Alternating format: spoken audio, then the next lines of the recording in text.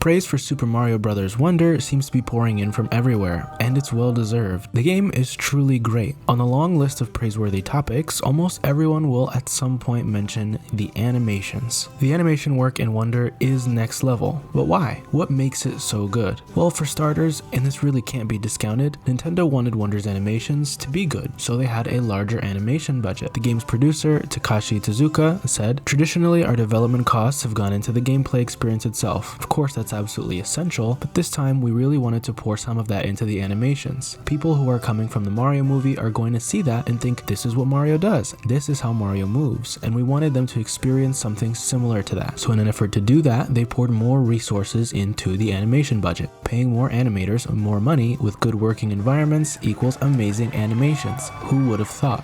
Now that we've got that out of the way, what methods did the animation team employ to actually make this happen? I would highlight two main points: stylization and solid keyframes or key art. First, stylization. My favorite description or method of describing stylization as it's used in this type of animation work is actually found on Wikipedia. Stylization refers to visual depictions that use simplified ways of representing objects or scenes that do not attempt a full, precise, and accurate representation of their visual appearance, preferring an attractive or expressive overall depiction. To stylize something is to reduce its realistic complexity, and in doing so, hopefully you distill the emotions or main ideas you're trying to present and make them more prominent. This is an example. On the right, we have the more realistic depiction of a character, and as we move to the left, depictions are more and more stylized. See, Mario at his heart is a video game character, not a real Brooklyn plumber. Because of that, I think his appearance and his essence is best shown off in a very abstracted way. That's something that the very simple 3D animations in games like the new Super Mario Bros. Series didn't quite understand. Instead of trying to show a 3D figure properly running or jumping, Mario excels when his visuals and actions are boiled down to their consistent stylistic essence. Here is a Mario model showcase from a Nintendo developer interview. Notice how Mario's 3D model is completely designed to present well to the camera. It's tilted, and if you saw this in a normal 3D space where you can pan the camera, he would look ridiculous. Instead of a realistic depiction of what the model looks like, Nintendo wanted you to see Mario in a very stylized light.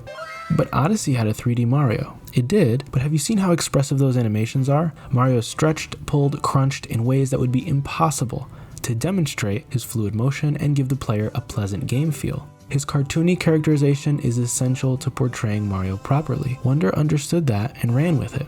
Onto keyframing or key art. Look at all of the original game art for titles in the Mario series and compare it to the Wonder Mario key animations. You can tell they really tried to make them look exactly like some of the pictures that we have ingrained in our mind. Notice how Mario is posed intentionally. His eyes are never just pointed where he's going. He's either looking at you or at a point of interest. It boils down to creating consistently intentional animations. You may have heard some filmmaking quote thrown around about trying to make every single frame of a movie stand on its own as a movie poster or as a comic book panel, for example. The idea behind that mentality is that while that's not always possible, you should aim to make each moment of a sequential piece of art enjoyable and clearly readable.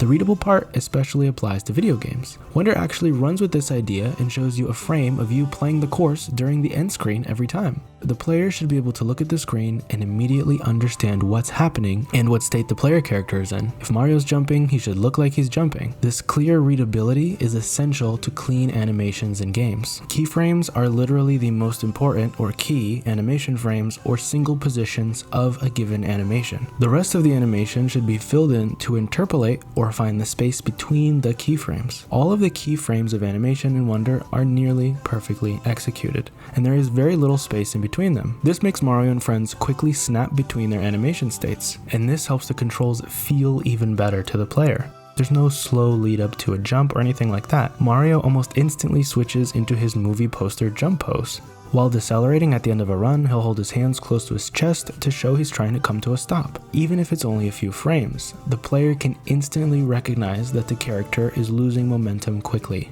Coming from the boring, low-budget 3D movie animations of the new Super Mario Bros. Series, these warm, super stylized, and character-driven animations played a big role in making the animations in this game truly wonderful.